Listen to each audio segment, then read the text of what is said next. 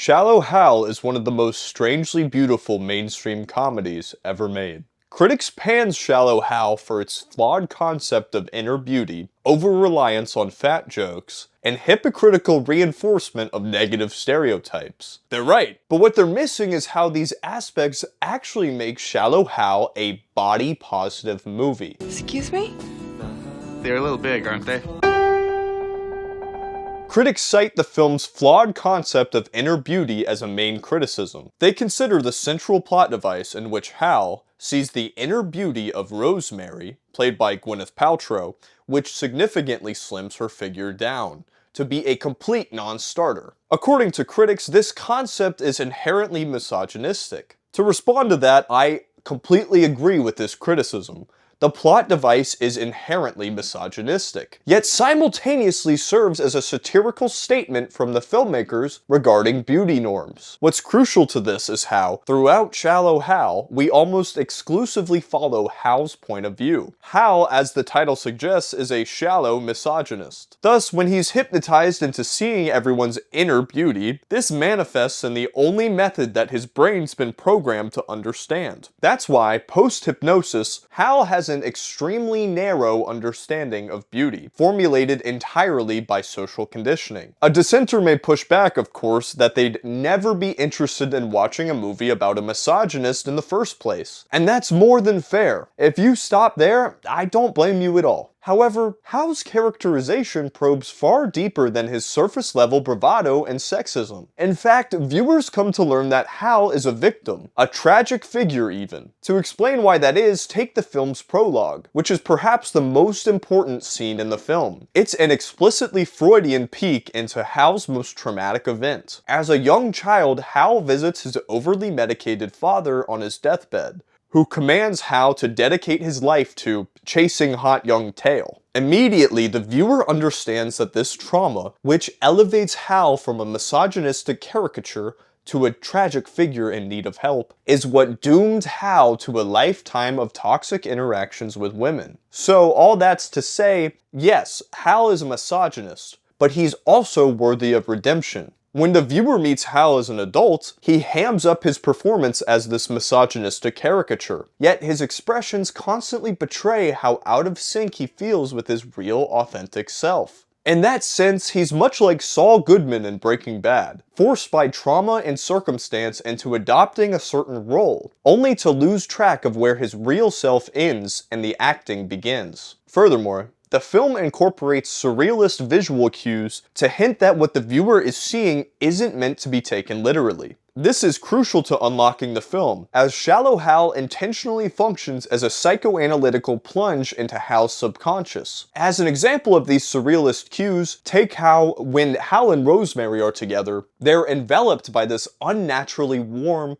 sunlight-esque glow. At its best, Shallow Hal exhibits that Lynchian blend of expressionistic visuals, sinisterly benign comedy, and purging of the subconscious. Shallow Hal reads as a self-conscious parody of the average man's mind as idealized by the media. Sex-obsessed, macho, and charismatic. Considering his childhood trauma, Hal turning out this way makes perfect sense. He never made a conscious choice to become a misogynist. Rather, it was thrust upon him by authority figures, media brainwashing, and social expectations. Deep down, Hal knows that he's damaged. And this is why, as soon as he's offered professional help, he seizes the opportunity. At the end of his character arc, by declaring his love for Rosemary, Hal is finally presented with the choice that was stolen from him as a child. Hal, in a triumphant inevitability, chooses love over neuroticism. Thus, Hal's character arc is illustrative of Shallow Hal's body-positive message. Furthermore, arguing that Shallow Hal, a surprisingly positive and uplifting film, is misogynistic simply because it depicts a misogynistic character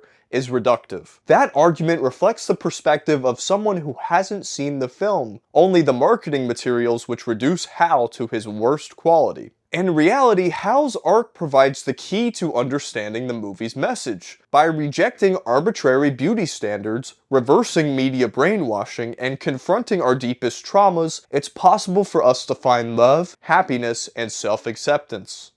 Go on.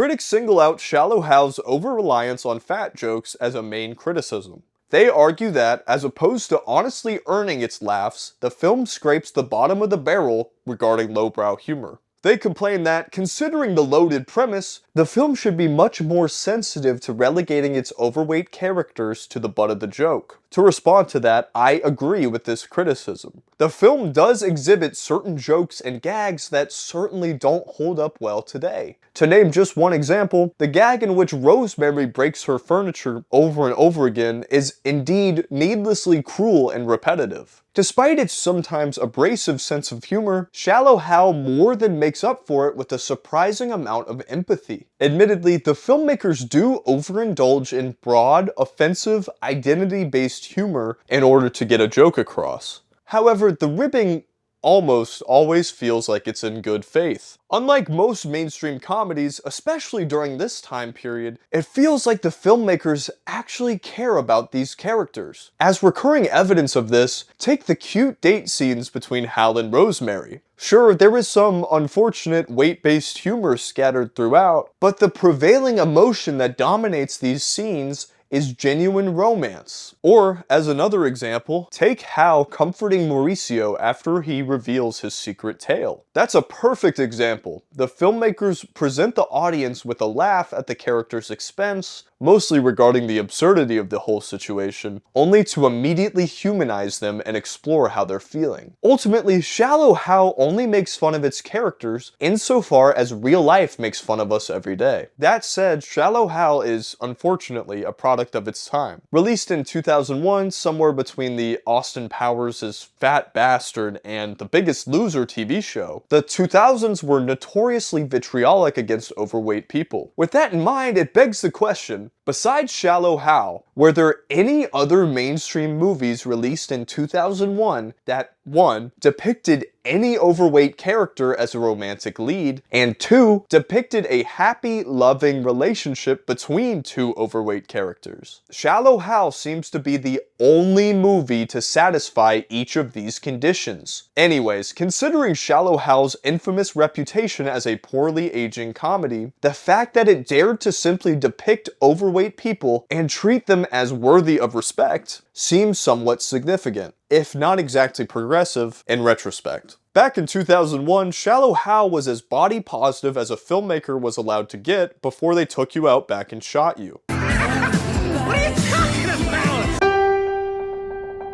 A dissenter could argue that, despite the film's good intentions and maybe somewhat significant depiction of overweight romance, Shallow Hal nonetheless reinforces the stereotypes that it purports to fight against. They'd argue that the film, by visually equating the conventionally attractive physique with inner beauty, is always harmful, regardless of the rationale. To respond to that, I agree with this criticism. It's a tough situation, right? Many people are familiar with the concept of Shallow Hal. Significantly fewer people, however, know how the film incorporates the concept into its overarching message. No matter what, this dissenter has a point, as Shallow Hal's place in the zeitgeist is synonymous with misogynistic filmmaking. Taking a step back, this pushback poses a much larger, wider question. Can the central idea of an artwork garner a reception so negative that it negates the worth of an entire work? Before answering that, I'll take this opportunity to share about my own personal experience with Shallow Hal. I've been familiar with the concept since I was a kid, and as I've grown into an adult, I've only ever heard extremely negative word of mouth, which prevented me from ever watching it. However, when a female friend told me that not only did she like Shallow Hal, but considered it one of her favorites, I was taken aback, as I would have assumed that she would have found it offensive. I knew I had to watch it. Upon finishing it, I had mixed feelings. I accepted the validity of the usual criticisms, yet I wasn't expecting the film to pack such an emotional punch. Following that thread, it's been a long time since I watched an on-screen romance that felt as resoundingly authentic as Hal and Rosemary. Their journey dares to resemble how weird, awkward, and gross the dating world can occasionally be for real people searching for love. Their relationship feels authentic on a level that transcends the film's gimmicky concept. When viewed with that in mind, Shallow Hal shines through as a truly body-positive film, as it's not really about weight at all. It's about these characters. Thus, herein lies the answer to the dissenter's dilemma. Although the film exudes a rough external appearance, its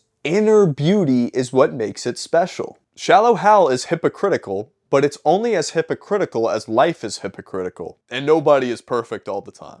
You believe me now?